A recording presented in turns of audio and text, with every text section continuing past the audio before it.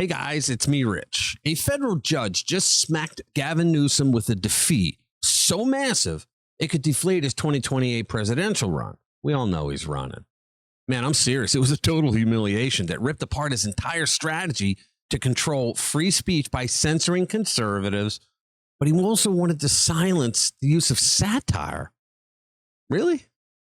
We're going to break down exactly what happened in that California courtroom, why this case started over a single satirical video, and how it may already be destroying Newsom's White House dreams before they even began. All right, let's get into it. Hey guys, welcome back to the channel. Look, if you like our videos already and you haven't done so, you should become a subscriber to the channel. You can hit that notification bell, smack the like button. It helps us get our message out to more people. And also, you'll be notified whenever we put a new video out. All right, so now, I said in the beginning that it was total humiliation for Gavin Newsom, but I have to justify that because Gavin Newsom is incapable of being humiliated. I mean, he just keeps doing these stupid things that don't look good on a resume for president. I don't think he's smart enough to know that he should be humiliated by this. He's driven by pure ideology and not brains. At least that's based on what we've seen. So here's the bombshell. A federal judge just smacked him with a defeat so devastating it could completely trash his 2028 presidential run. The scale of this legal mess is almost unbelievable. I mean, it's unbelievable. It exposed him for being a dum-dum. Okay, what exactly went down on August 29th in the California courtroom? It wasn't just a setback, guys. This was a complete takedown of Gavin Newsom's plan to strangle free speech and muzzle conservatives. And here's the thing. The ruling might wipe out his shot at 2028. If you think this was about one law, well, you're about to see how 3 of them collapsed like dominoes because of this judge. Newsom had pushed through 3 different laws targeting so-called deepfakes and the old misinformation. Assembly Bill 2839 banned AI-generated political content for 120 days before elections.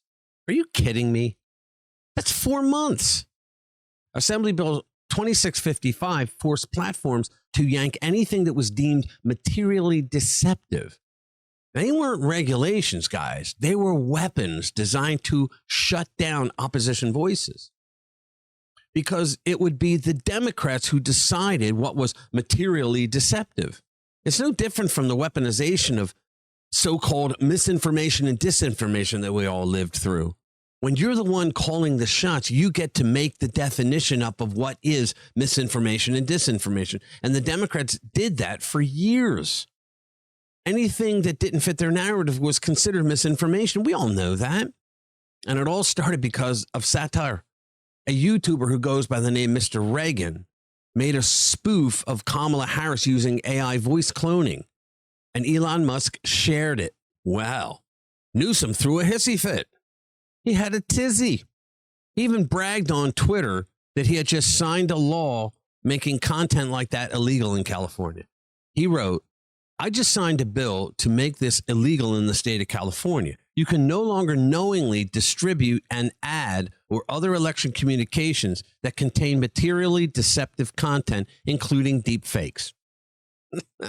Ironically, that tweet turned into evidence against him and the lawsuit that just annihilated him. Imagine thinking you're untouchable, as most Democrats do, only to have your own tweet weaponized against you in federal court. The Babylon Bee jumped into this fight. They pointed out that these laws would silence them for 120 days before an election. That site is all satire. In this case, satire is nothing more than free speech with humor to insult your opponents. And that's what Gavin Newsom doesn't like because liberals can't do memes. But Democrats like Gavin Newsom understand that they will never win elections unless they are rigged in their favor. The Bee asked the judge, how could anyone think that wasn't an outrageous attack on free speech? Well, it's the Democrats that think that way. They have had left-wing judges side with them for decades. They've always thought they were untouchable because they were.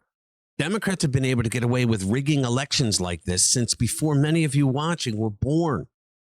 Well, in steps federal judge John Mendez, who agreed with the Bee.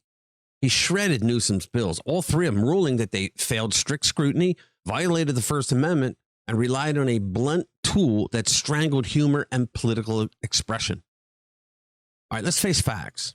Having a federal judge declare that in a ruling is not a plus to use for people to vote for you when you're running for president. I mean, come on.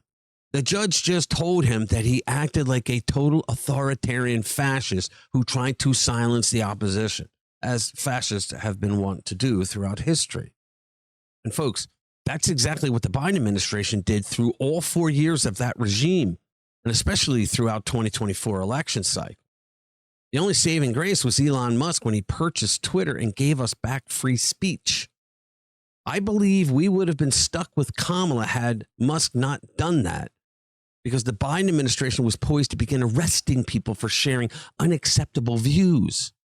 The court leaned on the data from 78 cases of AI used in the 2024 election that were provided by Columbia's First Amendment Institute. Now, half of them weren't deceptive at all, and most of them were just normal campaign material that would be used in every election. Now, here's where the politics crash head-on with the law. Gavin Newsom is leading Democrat primary polling at 25%. He's up from 13 points since June. But that number rests on literal quicksand. Every courtroom loss chips away at his credibility in the same way that every courtroom win for Trump boosts his credibility. And he just went 16-0 with the Supreme Court.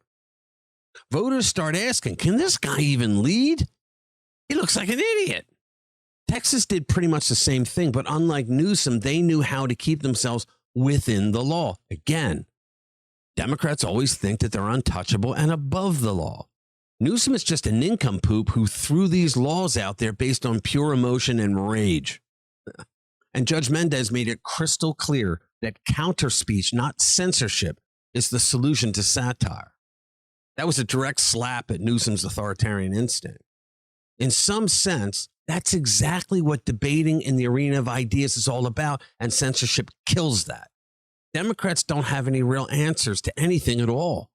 That's why they like to censor and silence the opposition, because when they're the only voice being able to be heard, then they must be right. And don't forget this, when you're 25% in a primary, it means that 3/4 of the Democrats still prefer someone else. How humiliating. Just when Gavin Newsom thought that he could polish his image as the Democrats' Trump slayer, this courtroom loss drops like a brick on his head.